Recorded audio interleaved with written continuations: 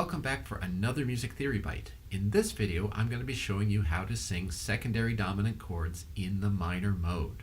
If that sounds like something you'd like to learn more about, then this is the video for you. But there are two videos that you need to watch before you check out this one. The first is my video on spelling secondary dominant chords. You need to know the theory before you try to sing these structures. The second is my video on singing secondary dominants in the major mode. You'll see the process that I use in that video, and you can transfer it then to the minor mode, as I'm going to do here. So make sure you go back and watch those videos first, because as always, we're going to be using the teapots method. Theory: know the theory behind the structures you're going to sing. P, have a plan, and that plan consists of T, tonic, know where tonic is, and S, sing the scale degrees that go into that structure. So let's get started. Secondary dominants in the minor mode. A little quick theory review. A secondary dominant chord is a chromatic chord that tonicizes a non-tonic scale degree in a key. It consists of three elements. That is, there are three tests that I use to determine whether a chord is a secondary dominant chord. The first is the chromaticism test. Does the chord contain chromaticism? All secondary dominants contain chromaticism of some type, although there's one that we can argue about a little bit. I'll talk about that a little bit later in this video. Second, the chord quality test. All secondary dominants are a dominant quality sound. That is, we either have a major triad or a dominant seventh chord created by the chromaticism. And third is the expected resolution test. Secondary dominant chords should resolve to diatonically major or minor triads in the key. They won't resolve to diatonically diminished triads in the key. So keeping that in mind then, I take a look at my minor key system, and I can see that there are several places where I could insert secondary dominant chords. We're going to get through this through the circle of fifths progression, and so our basic circle of fifths progression in the minor mode sounds like this. 3, 1, 5, 7, 6, 4, 6, 3, 2, 7, 4, 6, 5, 3, 5, 2, 1, 6, 3, 5, 4, 2, 4, 1, 7, 5, 2, 4, 3, 2, 1. So where can a secondary dominant go? Well, I'm not going to put it on the final chord because that's the end of the progression. If I back up one chord, the dominant chord, I can't put a secondary dominant there because that's already a primary dominant. So I back up one more chord, and I could put a secondary dominant of 5 of 5, which leads to my 5 chord. Typically, I'm going to do this by creating a new leading tone to the scale degree that I'm tonicizing, scale degree 5.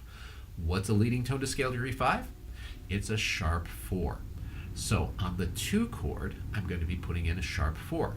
Now the 2 chord in the minor mode is diminished, which means I also have to worry about scale degree 6. I'm going to raise that if that shows up. Now the way that I present the circle of fifths progression, I don't have to worry about it because that tone doesn't show up in this progression. So here we go with the 5 of 5.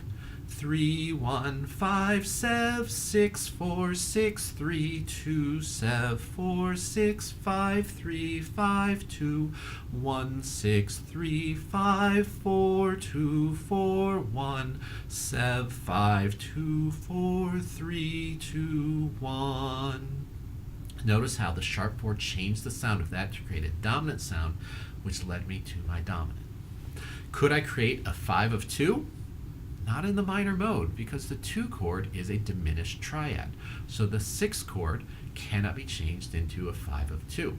I can, however, create a 5 of 6, and I'm going to do this by altering the 3 chord.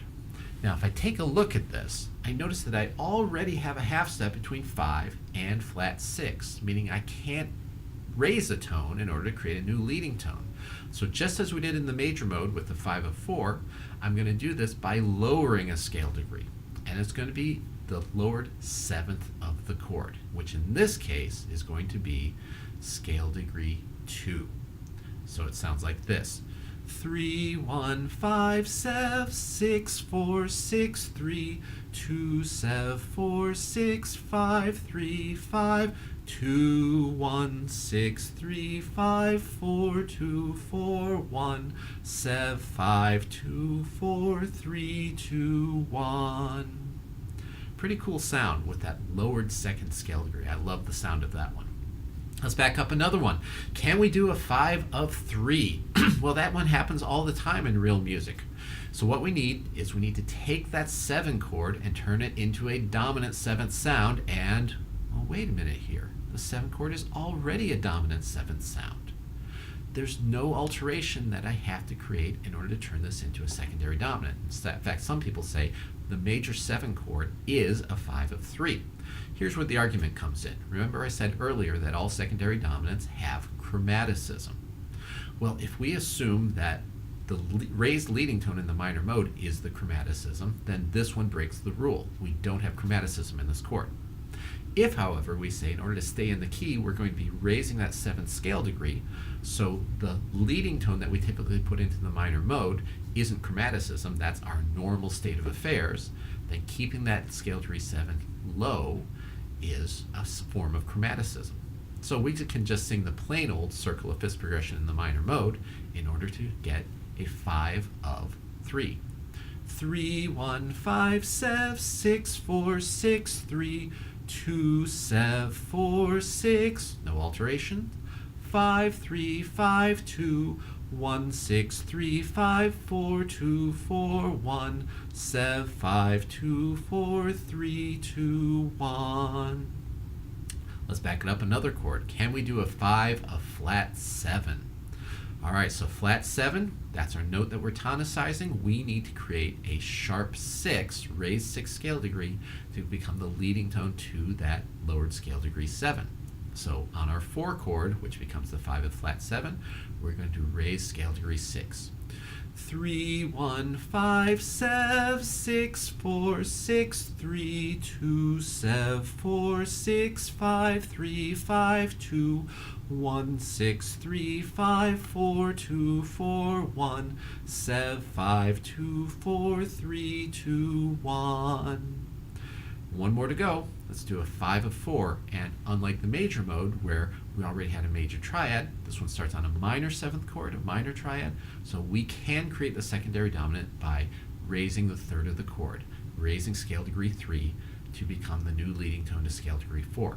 Now when I do this, I like to establish my tonality and modality first, so when I do this I'm going to sing the diatonic 1 chord and then replace it with its chromatic partner. 3, 1, 5, 7, 3, 1, 5, 7, 6, 4, 6, 3, 2, 7, 4, 6, 5, 3, 5, 2, 1, 6, 3, 5, 4, 2, 4, 1, 7, 5, 2, 4, 3, 2, 1. And those are all of our secondary dominants in the minor mode. Just as we did with the major mode, we can do multiple secondary dominants in the circle of fifths progression, or we can do them all. Let's see what happens. 3, 1, 5, 7, 3, 1, 5, 7, 6, 4, 6, 3, 2, 7, 4, 6, 5, 3, 5, 2, 1, 6, 3, 5, 4, 2, 4, 1, 7, 5, 2, 4, 3, 2, 1. And that's a lovely sound with all that luscious chromaticism in there. Well, that does it for this video. Again, if you found it helpful, please make sure you like it. Feel free to leave constructive comments below, and as always, subscribe to my channel for the latest music theory bites as they become available. Until next time.